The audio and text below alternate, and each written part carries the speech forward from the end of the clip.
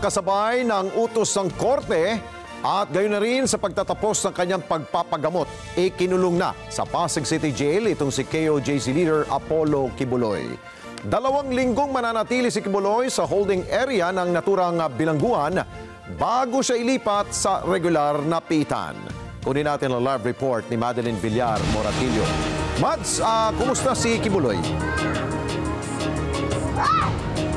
Yes, Alex, ang sabi ng kanyang abogado, maayos naman daw siya nang dumating dito sa Pasig City Jail kung saan na nga siya idiniretso matapos niya manatili ng ilang linggo sa Philippine Heart Center. Update lang po dun sa transfer natin. Yes.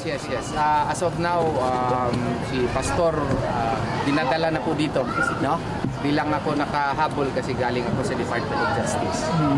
Actually, I filed a motion for reconsideration yesterday questioning the order because it was filed 2 days ago and it was granted the day after. So after an hour, I also filed a motion for reconsideration explaining among others why there is legal as well as factual questions concerning the order, but apparently it was not acted upon in the light of the fact that the presiding judge is abroad and the matter has been referred to the pairing judge, but of course because of the thickness of the folders, I don't think that the same can be acted upon right away by the pairing judge. So we have no other recourse except to comply with the order of the court. And here we are. I'm here to meet the good pastor. Paano po yan? Ikagagaling niya sa ospital, ano? Kaya nga, diretso dito. So kaya nga, mag-uuna ako siguro after this para kausapin ko po yung warden. Pero honestly, nandito na ako kahapon pa. Kahapon ng umaga, nandito ako. We had a long conversation with the warden. And I may request ka? Yes, of course. Ano request mo, sir? Nagsabi ako sa kanya na baka hindi mag-grant yung aming motion for reconsideration. Mahanapan po ng paraan na gusto kong tingnan na kung saan siya ilalagay. Pinagbigyan naman po ako, mabait po yung warden. So, paano pinagbigyan? Tiningnan ko yung kung saan siya ilalagay. Medyo congested pala talaga dito. I think per our research, there are 1,511 detainees here, which facility is only good for 500, at least a male department. Saan siya ilalagay? Isang area doon, parang holding room nila doon. I don't know kung anong arrangement gagawin doon na at least meron man lang maliit na space po si Pastor. So, hindi siya, Sir? Yung assurance para sa security. There will be security protocols now that will be adopted. As to what these protocols are, I do not know exactly. But he knows of our concerns already. Hindi siya malalagay that in our motion. So, hindi ko na alam kung ano talaga yung gagawain po nila. Sa BJMP na po yun. Pero hindi siya malalagay sa regular cell? It is a regular cell. Hindi, holding area, sir. Holding area, meron kasi pala silang dito, parang internal operating procedure na pagbago ka, ilalagay ka talaga doon sa holding area for 2 weeks, I was made to understand. And then, kasama mo doon yung mga bago din. So, I don't know kung i-implement din yan kay Pastor. Founder Apollo Kibuloy. Sakay siya ng kulay puting coaster nang dumating sa Pasig City Jail. Gaya ng nakaraan, nakasuot siya ng jacket, may bulletproof vest at nakasuot din siya ng Kevlar helmet.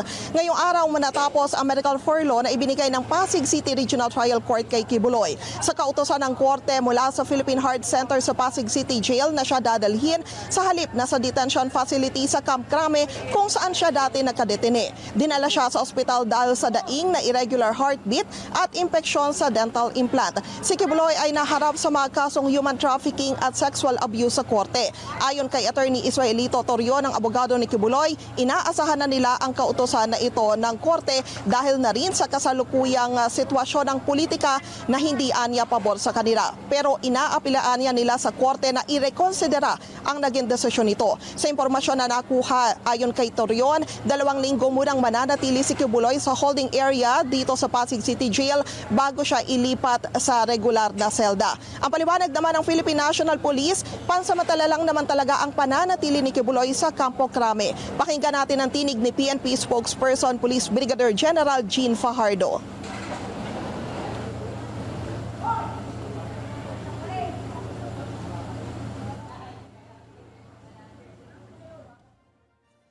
Sa PNP ngayong nailipat na sa City Jail si Kibuloy, malaking menos ito sa kanila dahil kapag ine-escortan nila ito papunta sa korte o kung kailangan lumabas, nasa 4 na po hanggang 6 na pong personnel ang kanilang inilalaan. Alex, ayon sa BJMP, sa pananatili ni Kibuloy dito sa loob ng kanilang pasilidad sa Pasig City Jail ay walang magiging special treatment. No VIP treatment. Yan ang pangako ni Jail Officer 2 Princess Miguel, yung tagapagsalita ng BJMP NCR. Pagdating niya dito kanina sa Pasig City Jail ay sumailalim siya sa commitment procedure. Yun yung kinuhanan siya ng mugshot, ng fingerprint at ibinigay na rin ng PNP personnels na naghatid sa kanya yung commitment order mula sa korte na siyang tanda nga ng paglilipat sa kanya dito sa City Jail. 2 linggo siya na mananatili sa holding area dito sa City Jail at pagkatapos ay saka siya ililipat sa regular na selda kung saan nasa 30 hanggang 4 na po